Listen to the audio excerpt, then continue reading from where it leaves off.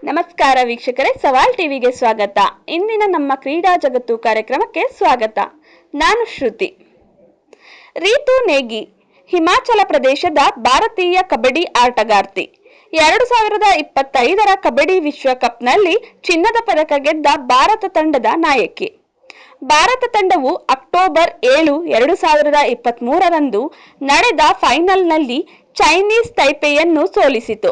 Asian ಕ್ರೀಡಾಕೂಟದಲ್ಲಿ ಪದಕ ಗೆದ್ದ ರಾಜ್ಯದ ಪದಕ ವಿಜೇತರನ್ನು ಹಿಮಾಚಲ ಪ್ರದೇಶದ ಮುಖ್ಯಮಂತ್ರಿ ಸುಖ್ವಿಂದರ್ ಸಿಂಗ್ ಸುಕ್ಕು ಸನ್ಮಾನಿಸಿದರು. ರೀತು ನೇಗಿ ಭಾರತ ದೇಶದ ಪ್ರಸಿದ್ಧ ಮಹಿಳಾ ಕಬಡ್ಡಿ ಆಟಗಾರ್ತಿಯರಲ್ಲಿ ಒಬ್ಬರು. ತಮ್ಮ ಪರಿಶ್ರಮ, ಆತ್ಮವಿಶ್ವಾಸ ಮತ್ತು ಕ್ರೀಡಾ ನೈಪುಣ್ಯದಿಂದ ಕಬಡ್ಡಿ ಕ್ಷೇತ್ರದಲ್ಲಿ ಗುರುತಿಸಿಕೊಂಡಿದ್ದಾರೆ. ಅವರು ಭಾರತೀಯ ಮಹಿಳಾ ಕಬಡ್ಡಿ ತಂಡದ ಪ್ರಮುಖ ಆಟಗಾರ್ತಿಯಾಗಿ ಹೆಸರು ಗಳಿಸಿದ್ದಾರೆ.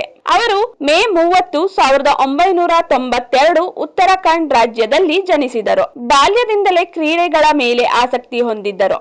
ಶಾಲಾ ದಿನಗಳಲ್ಲಿ ಕಬಡ್ಡಿ ಆಟದತ್ತ ಹೆಚ್ಚು ಆಕರ್ಷಿತರಾದರು. ಕುಟುಂಬದ ಪ್ರೋತ್ಸಾಹ ಮತ್ತು ತರಬೇತುದಾರರ ಮಾರ್ಗದರ್ಶನದಿಂದ ಅವರು ತಮ್ಮ ಕೌಶಲ್ಯವನ್ನು ಅಭಿವೃದ್ಧಿಪಡಿಸಿದರು.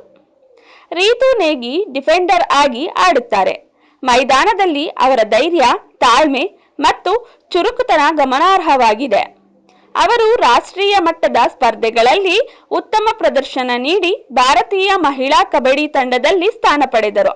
ಅವರು ವಿವಿಧ ಅಂತಾರಾಷ್ಟ್ರೀಯ ಟೂರ್ನಮೆಂಟ್ಗಳಲ್ಲಿ ಭಾಗವಹಿಸಿ ದೇಶಕ್ಕೆ ಕೀರ್ತಿ ತಂದಿದ್ದಾರೆ. ತಂಡದ ನಾಯಕತ್ವ ವಹಿಸಿಕೊಂಡ ಸಂದರ್ಭಗಳೂ ಇದ್ದು ಉತ್ತಮ ನಾಯಕತ್ವ ಗುಣಗಳನ್ನು ತೋರಿಸಿದ್ದಾರೆ. ರೀತು ನೇಗಿ ಕಬಡ್ಡಿಯಲ್ಲಿನ ಅವರ ಅತ್ಯುತ್ತಮ ಸಾಧನೆಗಾಗಿ ಭಾರತ ಸರ್ಕಾರವು 2024ರಲ್ಲಿ ಇವರಿಗೆ ಪ್ರತಿಷ್ಠಿತ ಅರ್ಜುನ ಪ್ರಶಸ್ತಿ ನೀಡಿ ಗೌರವಿಸಿತು. ಶಿಸ್ತಿನ ಜೀವನ, ಕಠಿಣ ಪರಿಶ್ರಮ ಮತ್ತು ತಂಡದ ಮನೋಭಾವಕ್ಕೆ ಪ್ರಸಿದ್ಧರು.